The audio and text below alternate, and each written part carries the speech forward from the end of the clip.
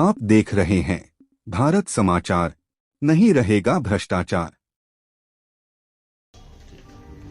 Congress party जिंदाबाद जिंदाबाद जिंदाबाद। कांग्रेस पार्टी जिंदाबाद जिंदाबाद जिंदाबाद। भारत भैया जिंदाबाद जिंदाबाद जिंदाबाद।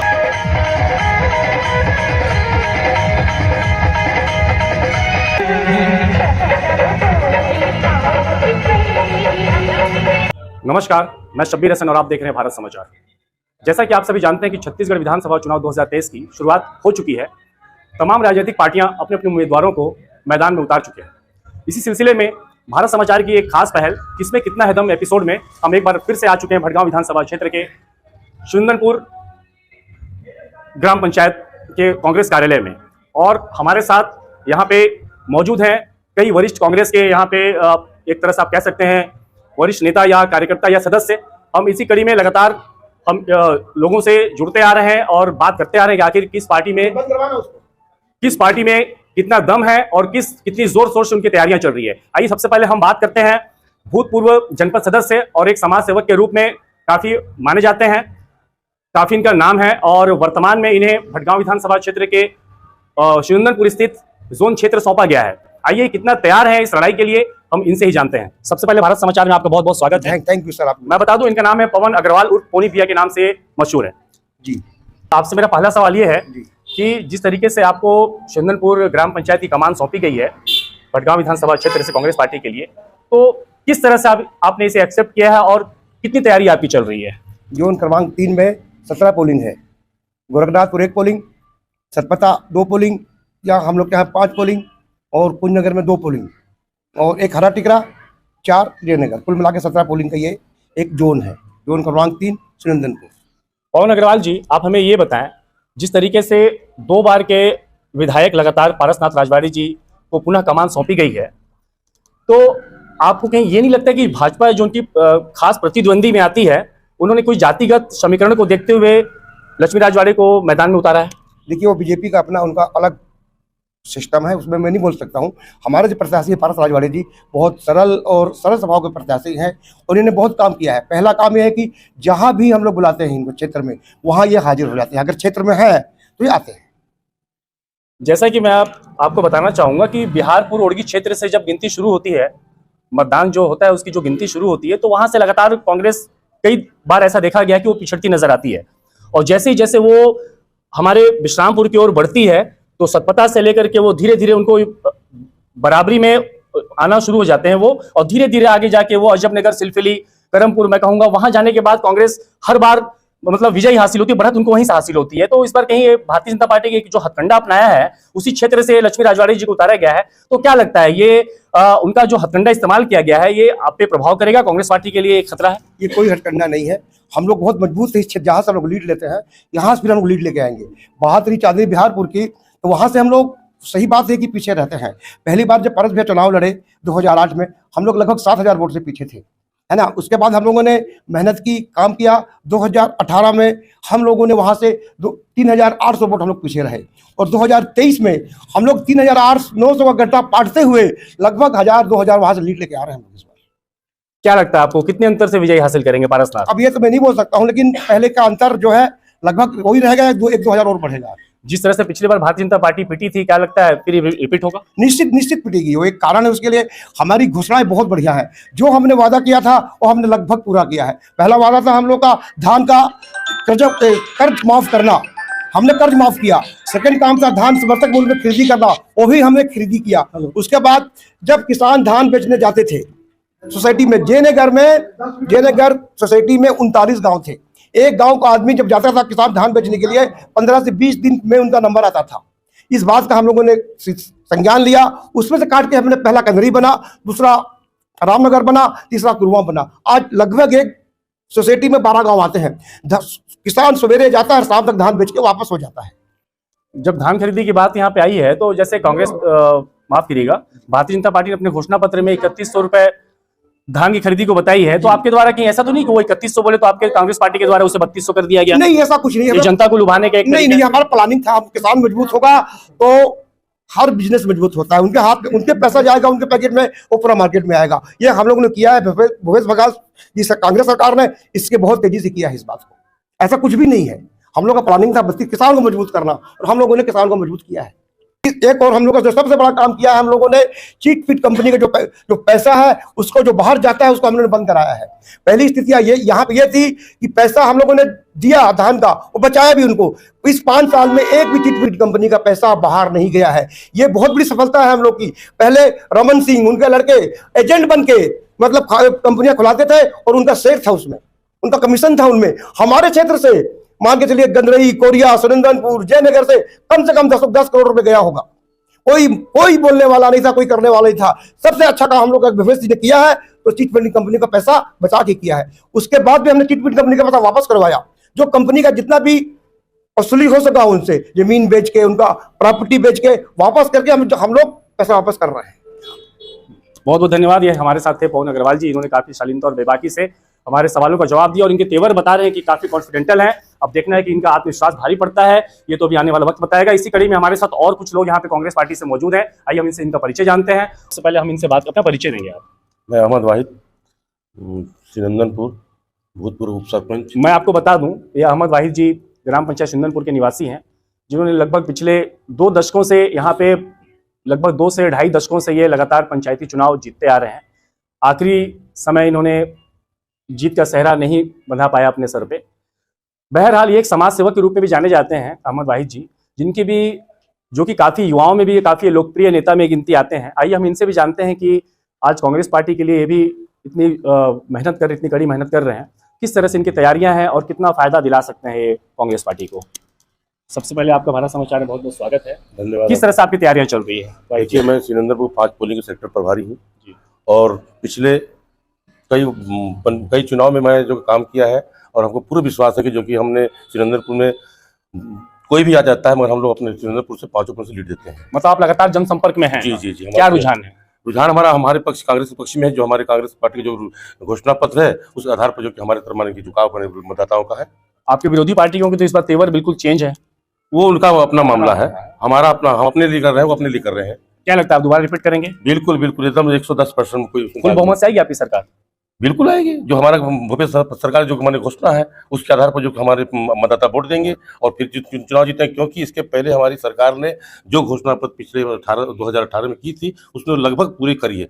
शायद कुछ जो बच गया वो आगे वाले समय करेंगे। आप यहाँ देख सकते हैं कि हर एक सदस्य कांग्रेस पार्टी का यहाँ पे बिल्कुल कॉन्फिडेंटल है, काफी आत्मविश्वास से लबरेज है। अब देखना है इनका जो आत्मविश्वास है वो क्या लगातार इसी तरीके से, जो आत्मविश्वास है क्या बढ़त भी उसी तरीके से हासिल कर सकते हैं। इसी तरह से हमारे साथ एक और सदस्य यहाँ पे कांग्रेस पार्टी के हैं, इनसे भी आई हम बात। सबसे पहले अपना परिचय देंगे। मेरा नाम महेश ठाकुर है, मैं अपना सिनंदनपुर वार्ड पार्षद हूँ, वार्ड क्रमांक 5। किस तरह से तैयारियां चल रही है आपकी? हम लोगों का आत्म कॉन्फिडेंस है कि हम लोग अपना तैयारी भरपूर कर रहे हैं। पार्टी हित में आप क्या करें, कुछ अलग बताएं आप पार्टी हित के लिए। पार्टी हित के लिए हमारी सरकार की जो कथनी और करनी में अंतर है, जी। तो हमारी सरकार जो भी कही है वो कर करके दिखाई आपको है। लगता है आपकी सरकार ने पिछले सत्र में जो वादे के सारे वादों को निभाया है? हाँ, लगभग हमारे ज्यादा सारे वादे को निभाए हैं, और जो बचे हुए हैं उससे भी एकता और इस बार और नए वादे हुए हैं, जिसमें हम लोगों का और हमारी सरकार जिस तरह से सूर्य सबके लिए धूप लगता है। स्वास्थ्य के क्षेत्र में बताइए, इस बार कांग्रेस पार्टी की ओर से क्या घोषणा पत्र में कुछ स्वास्थ्य के लिए दिया गया है? स्वास्थ्य के लिए कुछ अलग? जी, स्वास्थ्य के लिए जो जिनका 50,000 का था उनको सीधे 10 लाख हो गया, 5 लाख का 10 लाख हो गया, और 10 लाख वाले को विशेष सहायता, विशेष योजना में 20 लाख तक का। मतलब जनता खुश है? हमारी जनता बिल्कुल खुश है। बहुत बहुत धन्यवाद। और कुदरगर में जैसे है विकास का कार्य, विकास ऐसा हुआ है जो वहाँ देखने योग्य है। प्लस हर एक धर्म, हर एक क्षेत्रों में, जैसे अपने यहाँ सिनंदनपुर में अंजुमन कमेटी में भी 2 सामुदायिक भवन, वहाँ जहाँ पर श्मशान घाट है वहाँ पे भी दोनों पक्षों को, सब लोगों को बराबर लेकर के चले हैं और सबको योगदान अपने शासन की योजना से पूरा कराया है। बहुत धन्यवाद। मैं अहमद भाई जी आपके पास पुनः एक बार दोबारा आना चाहूंगा। आप अल्पसंख्यकों के लिए कांग्रेस पार्टी के लिए क्या खास सौगात है? जो एक विशेष जाति संप्रदाय के लोग जो अल्पसंख्यक में निवास करते हैं उनके लिए क्या कुछ सौगात देखने को मिलेगा हमें? देखिए क्या है ना, अल्पसंख्यकों के लिए जैसे आपका जो कब्रिस्तान की बाउंड्री वॉल हुई, और जो कि आपका जो मस्जिदों में, मदरसों में जो कि पढ़ाई की बात हुई, और उनके जो कि शिक्षा की बात हुई। उसके बाद जो है कि हमारे सिनंदनपुर में जो कि आपका सामुदायिक भवन जो कि हमारे यहाँ नहीं था, हम लोग समाज में एक सामुदायिक भवन का जो कि हमारे पार्वती विधायक जी के माध्यम से जो कि 2 10 लाख रुपये उन्होंने जो दिया, जिससे हमारा सामुदायिक भवन जो कि तैयार होगा कुछ समाज के पैसे से, आज हमारे पास ये स्थिति होगी कि हम अपने समाज का शादी ब्याह जो कि उस जगह हम कर सकते हैं। और आगे भी माने उनकी कहना है कि जो कि हम माने कि अल्पसंख्यकों के लिए और अच्छा से अच्छा काम करेंगे, इसलिए मन जो कि अल्पसंख्यक हम लोग विश्वास है कि हम लोग जो कि अल्पसंख्यक उनके साथ जुड़े रहेंगे। बहुत बहुत धन्यवाद। आप देख सकते हैं यहाँ पे तमाम कांग्रेस पार्टी के जितने भी सदस्य हैं, सभी काफ़ी आत्मविश्वास से, सबका एक ही कहना है, एक ही सुर में सबका कहना है कि कांग्रेस पार्टी ही गरीबों की पार्टी है, किसानों की पार्टी है, युवाओं की पार्टी है, बेरोजगारों की पार्टी है। क्या अब ये देखना है कि जो ये कथन कह रहे हैं वाकई में ऐसा होने वाला है या फिर ये कथन में ही रह जाएगा, ये देखने के लिए भी आपको कुछ और दिन आपको इंतजार करना होगा। इसी कड़ी में हमारे साथ और कुछ लोग यहाँ पे कांग्रेस पार्टी से मौजूद हैं। आइए हम इनसे इनका परिचय जानते हैं और इनकी तैयारी किस तरीके से चल रही है कांग्रेस पार्टी के लिए, आइए हम इनसे जानते हैं। सबसे पहले अपना परिचय देंगे। मैं मोहम्मद गुल खान और कांग्रेस पार्टी में मैं अभी राष्ट्रीय सचिव हूँ, राजीव गांधी पंचायती राज समिति। सर, किस तरह की तैयारी चल रही है आपकी? काफी कम समय बचा है। मेरी जिम्मे अभी मध्य प्रदेश भी है, मैं मध्य प्रदेश का प्रभारी भी हूँ और छत्तीसगढ़ भी है, तो हम दोनों जगह अपनी सरकार बना रहे हैं, इसमें कोई दो मत नहीं। सर, जैसा कि अभी पवन अग्रवाल जी ने बताया कि चाहे वो शिक्षा का क्षेत्र हो, चाहे स्वास्थ्य का क्षेत्र, चाहे किसानों के हित की बात हो, चाहे युवाओं की बात हो, तो मैं आपसे, मेरा सवाल ये है कि भूपेश बघेल जी का जो ड्रीम प्रोजेक्ट है स्वामी आत्मानंद स्कूल, तो कहीं ना कहीं भाजपा भी उस चीज को एक मुद्दा बना रही है कि शिक्षा के नाम पर भी कांग्रेस पार्टी के द्वारा धोखाधड़ी और इस तरीके से वो भाजपा के जो वरिष्ठ नेता है उनका कहता है कि इनकी जो घोषणा पत्र है वो घोषणा पत्र नहीं, चोचला पत्र है। इस संबंध में आप क्या कहेंगे? देखिए, भूपेश बघेल जी का जो स्वामी आत्मानंद स्कूल का जो उन्होंने पूरे छत्तीसगढ़ में संचालन कराया, ये बहुत अच्छा और बहुत सुंदर उनकी योजना है, क्योंकि ग्रामीण क्षेत्र के बच्चों को अंग्रेजी शिक्षा के लिए शहरों में डिपेंड होना पड़ता था और ग्रामीण क्षेत्र के बच्चे इस काबिल नहीं रहते थे कि आर्थिक रूप से शहर में जाके अपनी पढ़ाई पूरी कर सकें। तो उन्होंने बहुत सुंदर ये योजना चालू किया है। और आप ये बोल रहे हैं बीजेपी के नेता तो खुद सिफारिश पत्र एडमिशन के लिए देते थे। सर, जैसे कि भारतीय जनता पार्टी का ये आरोप है कांग्रेस पार्टी के लिए कि उन्होंने जो पिछले सत्र में जो बघेल जी ने वादा किया था शराबबंदी को लेकर के, वो अभी तक पूरी नहीं होगी। क्या कारण है इसका? शराबबंदी देखिए क्या है, शराब जो है ग्रामीण क्षेत्र से ज्यादा जुड़ा हुआ है और बहुत जो जैसे आदिवासियों को 5 लीटर छूट है, उस छूट में उन्होंने वो शराब बनाते हैं और अपना बहुत लोग जो ग्रामीण क्षेत्र के लोग हैं अपना जीवन यापन उससे करते हैं। तो इस पे क्या है कि अभी चल रहा है चर्चा, हो सकता है आने वाले समय में भूपेश सरकार इस पे भी बंदी चालू कर दे या फिर बंदी कर सकता है। गुलखान जी, जैसा कि बिजली विभाग को लेकर के भी जो घोषणा पत्र में आई है कि वो 100 यूनिट फ्री को बढ़ाकर 200 यूनिट कर दिया गया है, इस संबंध में क्या लगता है कि ये जो घोषणा होती है तो क्या उसे इस्तेमाल में लाया जाता है या बस वो घोषणा में ही रह जाता है, कागजों पर ही रह जाता है? देखिए, कांग्रेस का यही तो खासियत है, जो घोषणा करते हैं वो लगभग पूरा करते हैं। कुछ टेक्निकल फॉल्ट होता है जिसके कारण वो घोषणाएं कुछ नहीं हो पाती, मगर ये है कि आने वाले समय में उस पर भी कार्रवाई होती है। जैसे किसानों का कर्जा माफ, बिजली बिल हाफ, ये घोषणा में था अगले चुनाव में, और इस चुनाव से पहले सभी घोषणाएं पूरी कर दी गई। सबसे बड़ी बात है किसानों का जो कर्ज माफ हुआ, वो किसानों के लिए एक तरह से बहुत बड़ा शासन की ओर से सहयोग था। सर, वैवाहिक महिलाओं के लिए भी जो भारतीय जनता पार्टी की ओर से जो सालाना 12,000 रुपए की राशि भारतीय जनता पार्टी के द्वारा घोषणा पत्र में ऐलान किया गया है, तो विवाहित महिलाओं के लिए आपके कांग्रेस पार्टी की ओर से क्या ऐसा कुछ किया गया? बताया घोषणा महिलाओं के लिए ऐसा कुछ बताया उनके हित के लिए? महिलाओं के लिए तो सबसे बड़ी बात है उनका खाना बनाना, क्योंकि हमारी सरकार आने वाले समय में जब सरकार बनाएगी तो हम उनको महिलाओं को 475 रुपये में गैस सिलेंडर देंगे, जो कि आज की डेट में बहुत से सिलेंडर घरों में खाली पड़े हुए हैं, कम से कम वो तो रिफिलिंग होंगे। तो महिलाओं के लिए बहुत बड़ा ये योगदान होगा, एक आर्थिक सहायता होगी। कितनी सीट हासिल करेगी इस बार कांग्रेस? हम तो ये इस प्रयास में है कि 75 पार। और कितने अंतर से पारसनाथ राजवाड़ी जी विजय हासिल करेंगे? पारसनाथ भी कम से कम 12-15 हजार लीड लेके आएंगे। ये थे हमारे साथ गुलखान जी, जो कि जयनगर भटगांव विधानसभा के अंदर के ग्राम पंचायत में रहते हैं और काफ़ी बेबाकी से शालीनता से अपने पार्टी हित की बात की और अपनी विरोधी पार्टी की खामियों को भी गिनाया। अब देखना है कि इन 2 चरणों के चुनाव में, कल पहले चरण के चुनाव बस्तर संभाग में है और दूसरे चरण के चुनाव जो है 17 तारीख को यहाँ की जनता मतदान करेंगी।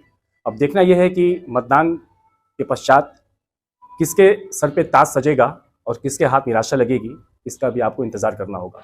हम इसी तरह के और भी कई राजनीतिक पार्टियों के सदस्य से मिलते रहेंगे, वार्तालाप करेंगे और आप तक सारी खबरों को विस्तार से बताएंगे। तब तक के लिए दीजिए मुझे इजाजत। कैमरामैन सैफ के साथ मैं शब्बीर हसन, भारत समाचार, विश्रामपुर, छत्तीसगढ़।